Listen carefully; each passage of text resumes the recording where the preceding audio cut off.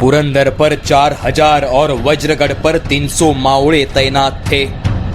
पुरंदर किले को अजिंक्य रखना सर्वस्वी सामने खड़े वज्रगढ़ पर अवलंबित था और इसी बात को दिलेर खान ने बखूबी पहचाना।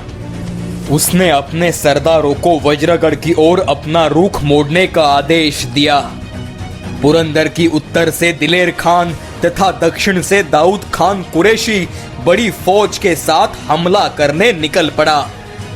दिलेर खान की मंशा थी कि वज्रगढ़ के ऊंचाई पर अपनी भारी तोपें चढ़ाई जाए। इससे तोपों और बंदूकों से वज्रगढ़ पर सफलता हासिल करना आसान हो जाता। भारी तोपों को ऊपर चढ़ाना बहुत ही मुश्किल काम था, लेकिन अगर ऐसा होता तो पुरंदर का भविष्य खतरे में पड़ सकता था। ईस्वी सन 1665 अप्रैल का महीना और दिलेर खान ने इस योजना को अंजाम देना शुरू किया। 3 दिनों की मेहनत से खान की पहली तोप अब्दुल्ला खान इतनी ऊंचाई पर पहुंच गई कि वहां से वज्रगढ़ पर हमला हो सके। अब्दुल्ला खान गरजने से दिलेर खान बेहद खुश हुआ। दिलेर खान की फतेह लश्कर और महेली यह और 2 तोपें थोड़े ही दिनों में वज्रगढ़ के ऊंचाई पर आने की कगार पर थी। ऊपर आती तोपें वज्रगढ़ का भविष्य धोखे में डाल रही थी। पुरंदर पर बैठे मुरारबाजी यह सारा खस्ता हाल देख रहे थे, पर वह कुछ कर नहीं पा रहे थे। उनके आंखों के सामने वज्रगढ़ नाकामयाब होता देखना उनके नसीब में था। आखिर मोगल वज्रगढ़ का दरवाजा लांघ कर गढ़ में जा घुसे। उनके अंदर आने से 300 मावड़ों ने जान की बाजी लगाकर मोगलों का प्रतिकार किया।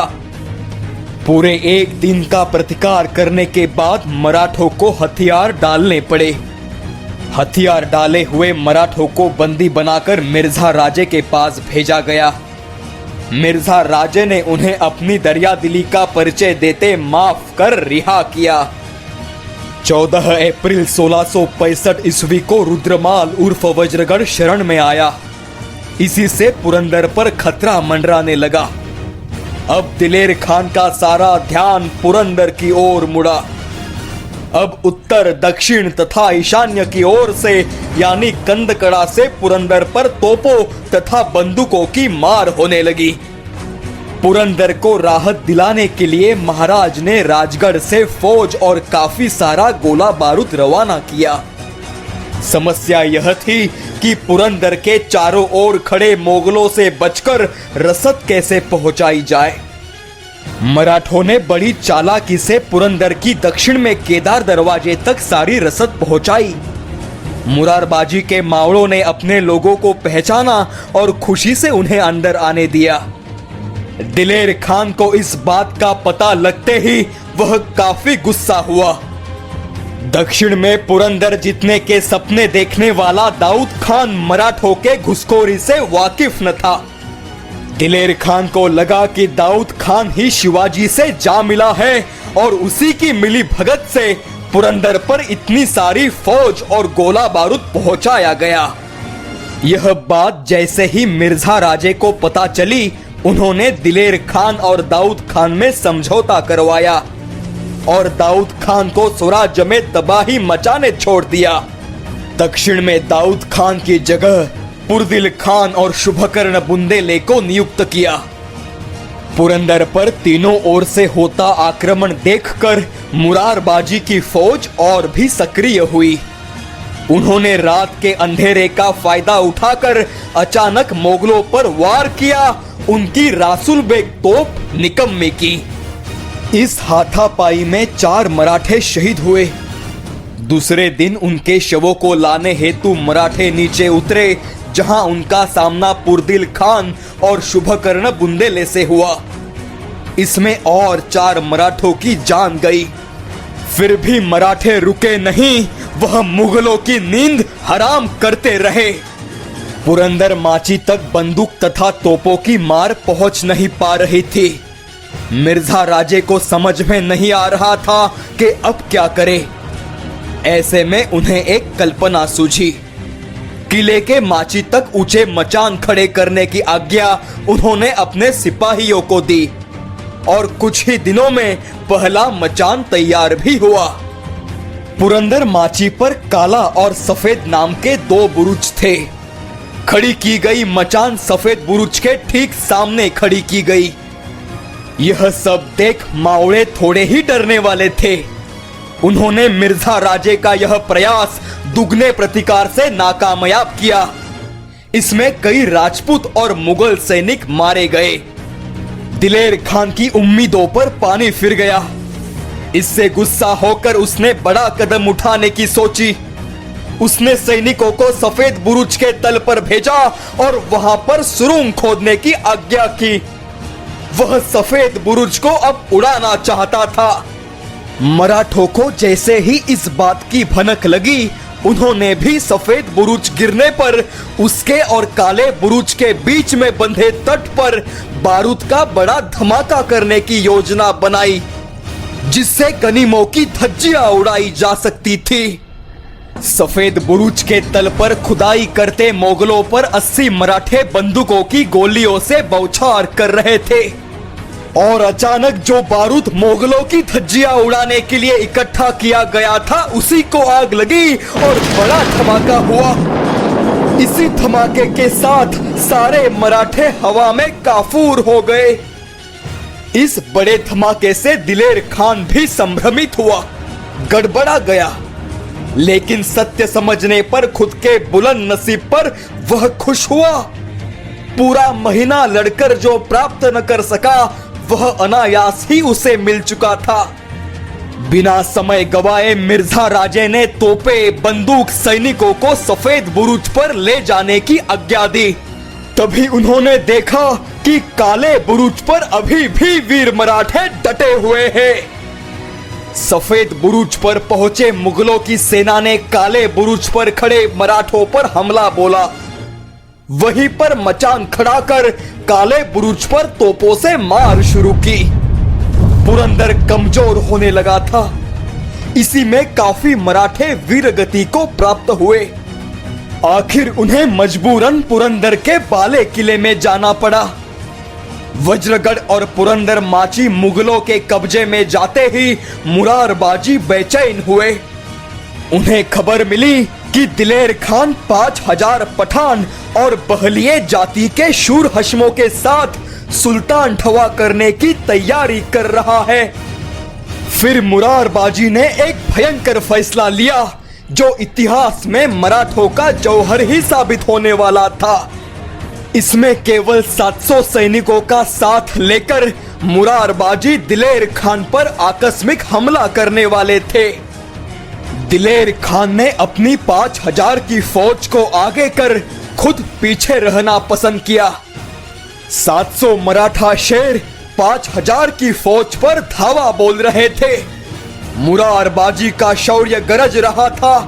रणभूमि पर दी हर हर महादेव की घोषणाओं से आसमां भी पीछे हटा। चित्तौड़ के दरवाजे से एकलिंग जी का जयघोष कर शत्रु पर टूट पड़ने वाले मेवाड़ी राजपूतों की इतिहास को याद हुई। मुरारबाजी का उग्र आवेश जैसे मार्तंड भैरव, काल भैरव, प्रलय भैरव। वज्रगढ़ और सफेद बुरुज के अपमान से क्रोधित हुआ रुद्र केदार पठानों पर ज्वाला बनकर बरस रहा था। पुरंदरेश्वर तांडव कर रहा था। मराठों का आवेश देख उनके सामने पठानों की एक न चली। खुद दिलेर खान ने पीछे हटना सही समझकर वापस छावनी में लौटने का निर्णय किया। अनगिनत पठान और हशमों की कत्तल हुई। यह मराठा लहर छावनी तक जा पहुंची। मुरारबाजी से लड़ना माने साक्षात मृत्यु को आलिंगन देना। मराठे भी वीरगति को प्राप्त हो रहे थे। अब मुरारबाजी की पैनी नजर थी दिलेर खान पर। मुरारबाजी को अपनी तरफ आते देख उसके अद्वितीय शौर्य से प्रभावित खान लड़ाई को विराम देने जोर से चिल्लाया। उसे कुछ कहना था। मुरारबाजी भी पल भर के लिए रुका। आंखों में आंख डालकर दिलेर खान मुरार से बोला, अरे बहादुर, तुम्हारी बहादुरी पर मैं निहायत खुश हूं। तुम हमारे साथ चलो, हम तुम्हारी शान रखेंगे। इस घोर अपमान से मुरारबाजी और क्रोधित होकर बोला, मैं शिवाजी राजे का मावड़ा हूं और तेरा काल बनकर आया हूं। इस गर्जना के साथ मुरारबाजी खान की तरफ लपक पड़ा। खान की दरिया दिली खत्म हुई। उसने जल्दबाजी में धनुष को तीर जोड़कर बाजी पर छोड़ा। खान की ओर छलांग लगाए मुरारबाजी के कंठ में वह जा घुसा। पुरंदर की गोद में बाजी का देहांत हुआ। मुरारबाजी के दिव्य मृत्यु को देख विस्मित दिलेर खान के मुंह से अल्फाज निकल ही गए। यह कैसा सिपाही खुदा ने पैदा किया?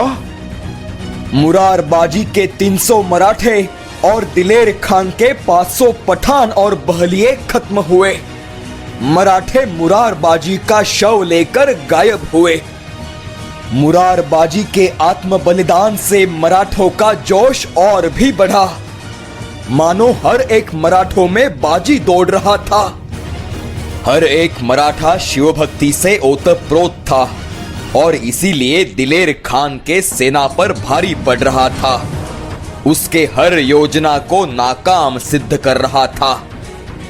पुरंदर पर 2 महीने गुजर चुके थे, फिर भी सफलता हाथ न लगी।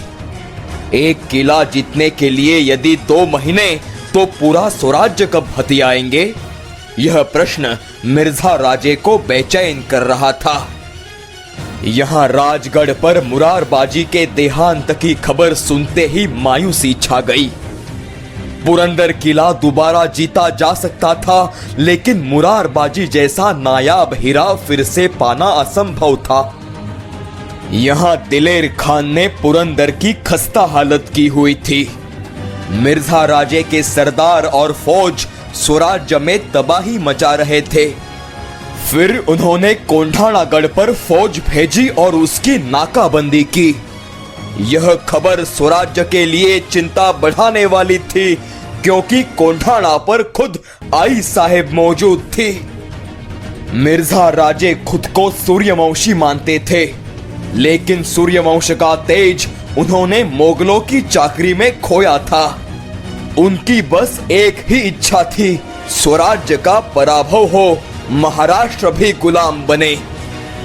आखिरकार अपनी सेना में रोमांच तथा उत्साह निर्माण करने हेतु दिलेर खान ने अपना अंतिम पैंतरा चला।